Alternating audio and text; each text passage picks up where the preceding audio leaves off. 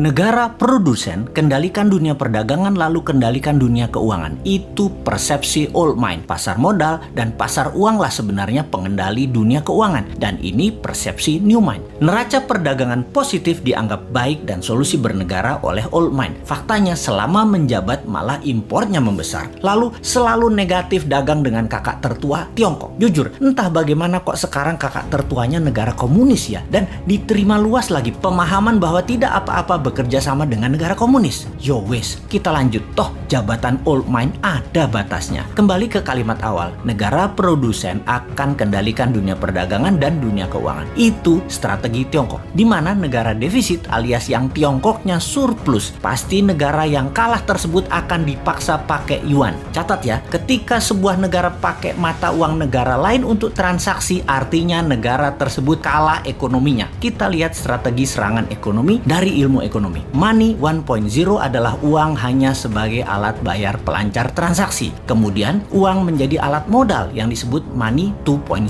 Kemudian uang menjadi alat kendali ekonomi disebut money 3.0. Salah satunya debt trap. Yang Tiongkok lakukan pintar. Dari money 1.0 langsung ke 3.0. Karena ya memang Tiongkok nggak punya Wall Street, tempatnya money 2.0. Kita lompat sebentar sebelum balik ke money 3.0 agar sambungannya paham. Sejarah Partai Komunis di Tiongkok, di mana orang-orang nasionalis kabur keluar Tiongkok ketika komunis berkuasa dengan tangan besi. Satu ke Taiwan, jadi negara yang dipayungi Amerika. Yang kedua ke Hong Kong, jadi city country di bawah Inggris. Keduanya, Taiwan dan Hong Kong ekonominya maju pesat sejak tahun 60-an hingga saat ini. Sejak tahun 1989, reformasi ekonomi di Tiongkok melawan hegemoni IMF mulai dijalankan secara gerilya, main dengan globalis dan main dengan double standard, yaitu renminbi yuan. Catat sekali lagi, nantinya kita new mind akan pakai strategi yang sama ini, kecuali kalian masih suka dengan old mind yang sekarang berkuasa. Apa yang Tiongkok lakukan setelah memutuskan melawan IMF, namun di permukaan pura-pura taat pada Amerika. Ini terjadi di zaman Deng Xiaoping awal mulanya. Mereka jadi negara produsen buruh murah. Maklun mengerjakan sebagai tukang jahit apa saja yang disuruh globalis. Lalu perlahan menggeser dari maklun tukang jahit menjadi negara produsen. Maklun ini adalah strategi agar terjadi pembiasaan. Ketika awal menjadi negara produsen, Tiongkok mengizinkan pemalsuan atau kopi atau tiru merek-merek ternama dunia untuk beredar di dalam negerinya. Semakin mahir, maka mulai negara membiayai sektor hulu produsen, pabrik-pabrik dengan uang renminbi yang uang tersebut tidak boleh beredar di luar negeri, hanya boleh beredar di Tiongkok. Inilah awal tahun 90-an mereka lakukan ini semua secara masif, secara gila-gilaan. Apa saja dibangun, dan setelah menjadi pengendali produksi, mulai ekspansi di tahun 2013 dengan strategi BRI, yaitu Belt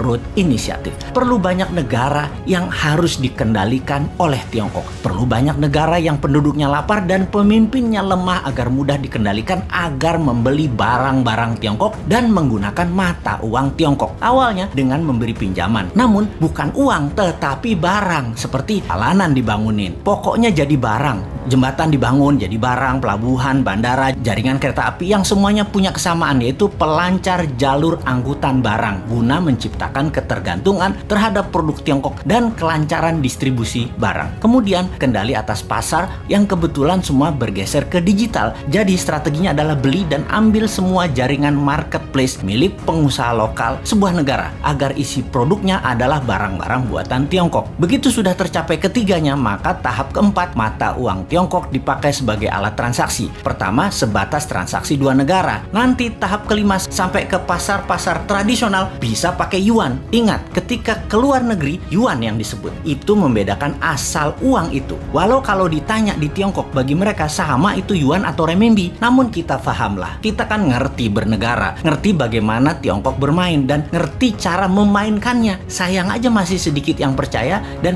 masih banyak yang tidak peduli. Wajar kalau masyarakat tidak tahu, namun pejabat yang tidak peduli dan tidak tahu juga banyak banget. Apalagi yang mau menari jadi presiden di 2024. Rasanya nggak ada yang paham beginian. Yang penting gue populer dan rakyat pilih gue. Lihat aja daftar 10 orang yang katanya calon presiden di lembaga survei. Kita review satu persatu. Paham nggak bernegara ala Tiongkok dan Amerika? Rasanya Kagak ya, New Mind beda. Kita paham dan strateginya bukan ikuti keduanya, namun punya strategi sendiri untuk main 3 kaki awalnya dan menyalip di tikungan di tahun 2030 menjadi 3 besar dunia dan di 2045 menjadi negara superpower. Kalau hanya naik 7% setahun dan faktanya 5% pertumbuhan ekonominya, mimpi jadikan Indonesia negara superpower. Buktinya sekarang aja pakai yuan dagangnya, harusnya pakai rupiah. Bos, itu artinya kalian old mind geblek bernegaranya.